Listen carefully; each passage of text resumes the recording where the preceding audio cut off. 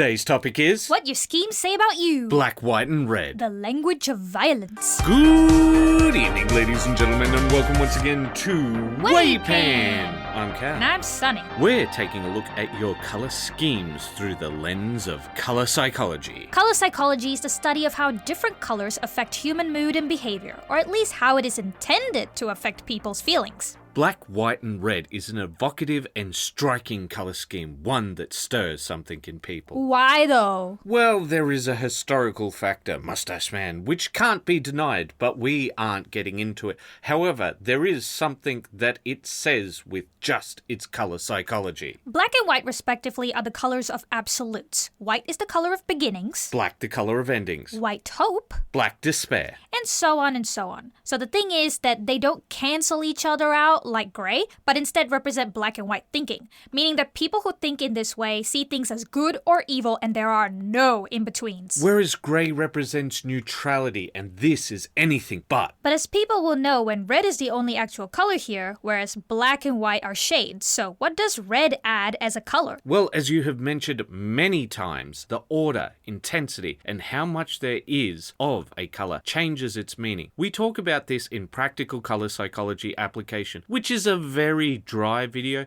but important in our belief if you want to make meaningful colour schemes. How much of each color appears and the color it is combined with change its meaning. As we said, black and white pairing usually refer to absolutes and finality, as well as that of black and white thinking. So your majority colour, in this case a shade, but don't be a party people, we'll be calling it a colour from now on. Your majority colour is the one most likely to keep its meanings, unless it's interfered with by its minority colour, which it was in this case. But your accent colour is likely to only keep its most powerful connections and meaning. The most powerful connection of red is that of blood. It is literally the first color we see before we even come into the world. It is a deep and primal connection, so deep that it's hard to truly understand. Blood represents violence and ultimately life and death, the ability to live through application of violence, or the ability to consume your prey, or the ability to live through your ability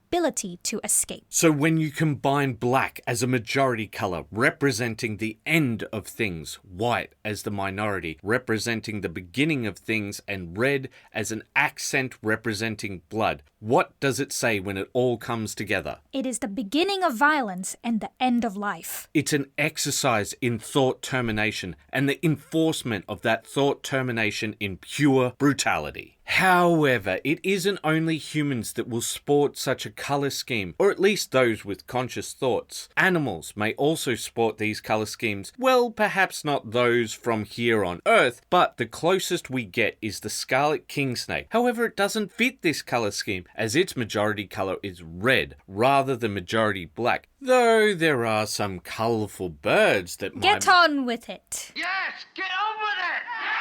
So in animal terms, this is a colour scheme that says, don't mess around with me. Yes, mofo, I am guilty. I am death. It is the colour scheme of, if not a predator animal, instead at least an animal that is venomous. Not poisonous? While I guess it could be poisonous, this combination is more likely to state that I am violent in the extreme, so it's less likely to show that. But if you have a poison mechanic which often represents a venomous mechanic, I think it's a fine colour choice. But that is often much more of a muchness, because it's like black and white being colours that I think most people understand. Anyway. Sorry, so it's the colours of violence saying, hey, don't mess with me, I'll mess you up. Should we move on to talking about some of the people who sport this color scheme? So I think we would be strung up if we didn't talk about the Black Templar. Yes, which is the epitome of showcasing the black and white thinking, and the little accents of red show how much they can be violent with their ways. I'd say that that's fair. Yes, I'd also like to point out from an art perspective that it uses the Zorn palette. Oh, you're talking about that very famous artwork by John Blanc. Blanche. Yes, and in fact, John Blanche, I think he uses a lot of the Zorn Zorn palette, Yeah. yeah. So it's a lot of warm tones where they use black, white, ochre yellow, and red. Only 4 colors to make up an artwork. So it's very warm, the end result. Yeah, it is very warm, but it's so contrasting against the backdrop of 40K, which Yeah. feels so cold. Yes, so I think the coldness also comes from the black and white, the use I of the think black that it and white. comes more from the subject than Yeah. I do the black and white, because I think the black and white is just your values, but I feel like it's the actual subject, in this case, the Black Templar. Yeah. But it's rather ironic because one of the warmest characters in all of 40K, at least when it comes to the literary form, is Grimaldus, who is a Black Templar. Oh yeah. He was very strong in the end, very very empathetic to the soldiers. You know what? We'll use this as a plug to go and listen to the Elegiac Elegiac Hero. Hero. We really think we hit it out of the park with that one. Just check it out. Honestly, check it out. Yeah. But I kind of stuffed up the sound at the end. The Rumble version is better. When it comes to the Black Templars, I'd like to point out that the black and white thinking really plays a part with their fanaticism. Yeah. And with the red, it really showcases their hatred for the Xenos. Yeah, no, I think that makes sense. But since you mentioned Xenos, I think it's time to go to Tyranid Town. Oh no! So I'm going to do what 40k players love to do, complain about minutia. So in the wiki, they actually get it wrong. The Leviathan team is not just purple, white, and red. In fact, that white isn't even a white, it's a cream. But I'm not going to get into my minutia over Who's colours. complaining about minutia now? Anyway, the thing is that they had a lot of variants, and one of the variants I want to focus on is their black, white, and red variant. Didn't you paint your Tyranids in this color scheme? Yes, I did paint my Tyranids in this colour scheme, and that's why I'm complaining. For me, when I looked at this and when I looked at the idea of Leviathan, my thought was this was their poisonous offshoot. Oh, yeah. I think it makes a lot of sense, especially after seeing that snake that you showed us earlier. Yeah, or I should say venomous. I know people get upset about the difference between those two. So they're not actually venomous, they're just using like psychic powers to... No. They are Oh, they actually... So the poison mechanic's a little weird in 40k, but I just want to point out that this scheme can work with naturalistic creatures. Take a look at them. Yeah. They look fantastic. I think they've got really great shape design with the way they've decided to contour things with the colors of black and white, right? Because it makes them look a lot larger than what they are. You know, it's like falling into an abyss. Oh, and okay. how anxiety-stricken you would be. Like, I can't see anything, I can't do anything. Well, I think those patternings, they make it feel like a poisonous creature. It feels like a predator coming for you. Yeah, definitely. But I do want to say one thing. Tyranid players, do not use this colour scheme. Do not. It is horrible to paint. I painted 81 Hormigans with this colour scheme. Do not do it. Do not do it. And from Tyranids, I want to move to those who would hunt them, like Cryptmen, the Inquisitors. Black, white, and red is the perfect colour scheme for an Inquisitor. Oh, definitely. Because, and this is something that we should note here. When we are talking about this, we are talking about majority, minority accent. Can you explain that with the 60-30-10 rule? So that would mean 60% of your model would be considering the majority color, 30% of it would be the minority color, and 10% is considered the accent. Now, these percentages may change a little, but that is what you usually do with 3-color schemes. Don't be too pedantic about it being exact in the percentages. As long as you can roughly get these sort of percentages, it's fine. Yeah, the right feel. The black and white thinking, along with the red, really reinforces how quick they are to use, whatever tactics necessary, including violence, Mostly violence. to, inquisitate the person. Now, you can see this from the Bad Ab War. Yes, the inquisitating. Yes. That's the word. They're very good at jumping to conclusions. Yeah, they are very good at jumping to um, conclusions. I won't say deny that. That is 100% accurate of their color scheme. Well, it all depends on the specific Inquisitor, but Yeah. Inquisitors with this colour scheme, I think they'll jump to conclusions. So I was trying to find other people who might use this colour scheme, and I found the Anvils of Haldenhammer, but they don't actually fit it because of their gold accent. So they add right. gold to that.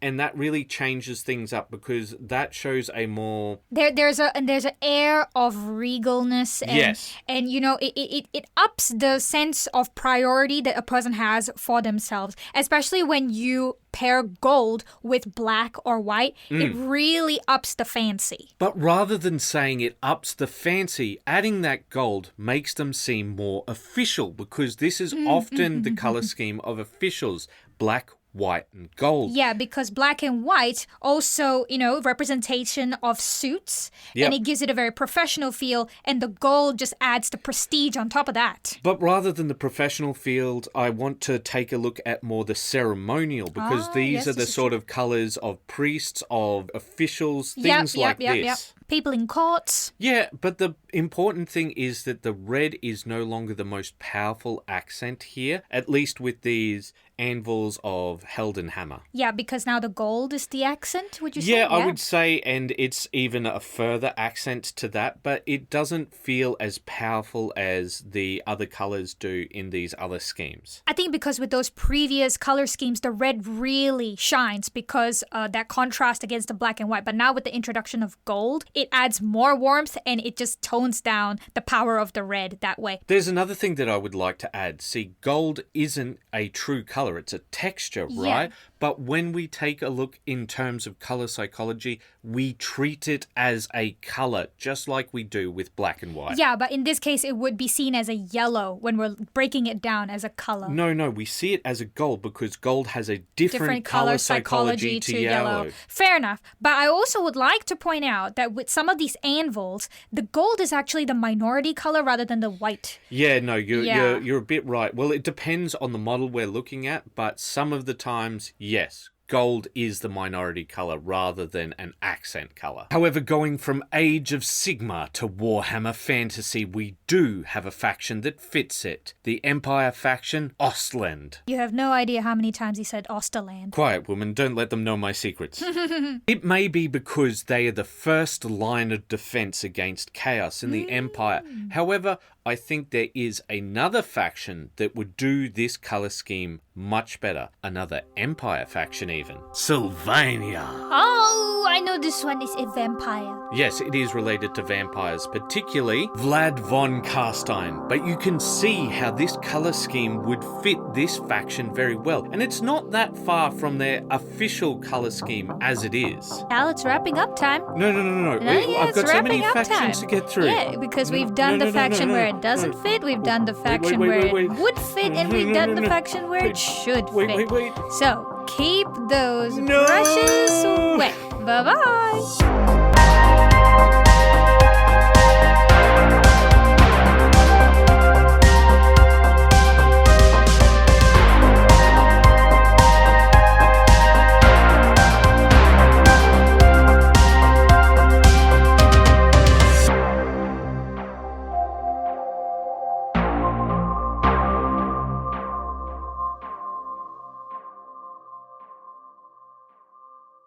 Sunny, I just wanted to talk about Star Wars and the color schemes No, and Cal, you'll watch the Lord of the Rings Special Edition Extended Edition, and you'll like it. Okay, yes, ma'am. They know these are jokes, right? I hope so.